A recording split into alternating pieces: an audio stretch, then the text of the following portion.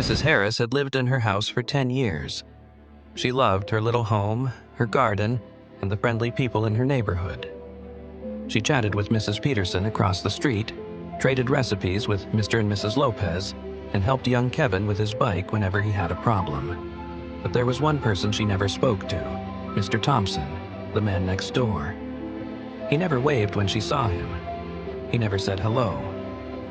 If he was outside tending to his yard and she walked by, he would quickly go back inside.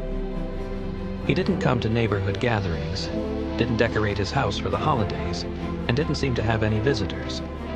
Mrs. Harris didn't like him. She thought he was rude, maybe even a little mean. She never had a reason to talk to him, and she was fine with that.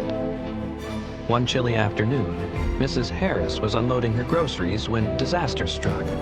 One of the bags tore open, spilling apples and potatoes all over her driveway. She sighed in frustration and bent down to pick them up, but before she could, a pair of hands reached down and started gathering them. She looked up. It was Mr. Thompson.